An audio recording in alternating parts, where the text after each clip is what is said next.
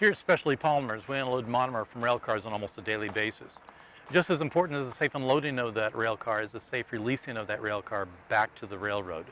This training is going to address specific items that need to be inspected on every rail car prior to releasing it back to the railroad, regardless of the condition when they arrived at our facilities. First, let's discuss the orientation of the rail car. The rail car consists of the A end, the B end, and the left and right sides. The B end is the end with the brake wheel. Obviously then, the opposite end is the A end.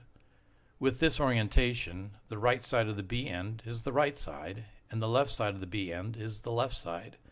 The axles also start from the B end, beginning with number 1 axle and ending with number 4 axle at the A end. Begin by examining the overall condition of the car. For example, product residue should not be adhering to the outside of the car. Also look at the couplers. There are two kinds of couplers. This is an example of a regular coupler. Hazardous material tank cars, though, must be equipped with double shelf couplers. The purpose of the top and bottom shelves is to prevent couplers from separating in a derailment, reducing the chance of a coupler puncturing another rail car.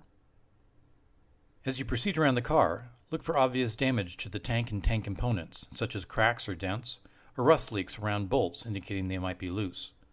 Although this is an image of a truck tire, it illustrates what those loose bolt streaks would look like. Also lightly hit the structure of the rail car with your hand to see if there are any vibrations indicating loose parts. Examine the ladders and handholds to make sure that they are in good condition and not bent or damaged. Tank rail cars can be non-insulated or insulated. This is an example of a rail car without insulation because you can see where the tank is welded to the frame. You can tell if the car has an insulating jacket if you can't see the welds where the frame attaches to the tank, as in this example. If the tank has an insulating jacket, look for corrosion or damage that might cause it to no longer be weather tight.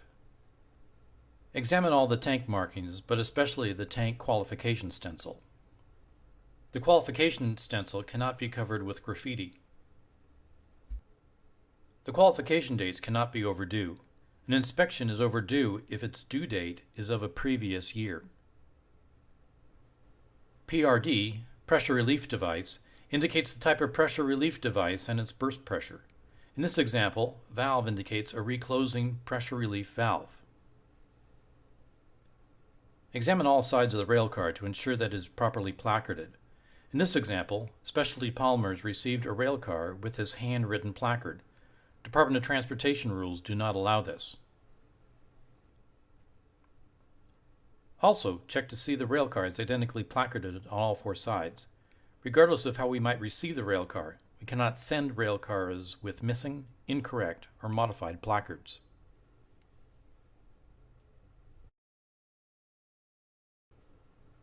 At the top of the rail car, check that the manway gasket is installed, properly aligned, and in good condition, and that the manway safety bolts are present and not broken or out of alignment.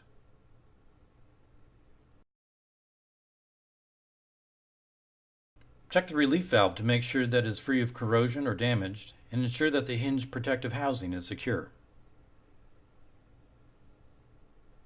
Ensure all fittings, both top and bottom, if there is a bottom outlet, are tool tight. That means you need to apply a wrench to make sure they are secure. If there is a bottom outlet, make sure the handle is disengaged and the handle locking pin is engaged. After confirming all these things, complete the inspection form on the back of the rail car release form. This inspection is critical and must be thorough. Releasing a rail car back to the railroad that is not safe not only exposes Specialty Polymers to significant fines, but it also jeopardizes the safety of the general public, and you play a critical role in this process. It really is a game of hot potato. The last organization to touch this rail car is the one that's primarily responsible. The inspection you perform will likely be the last time this will ever be looked at prior to arriving at its next destination, thousands of miles away. Thank you.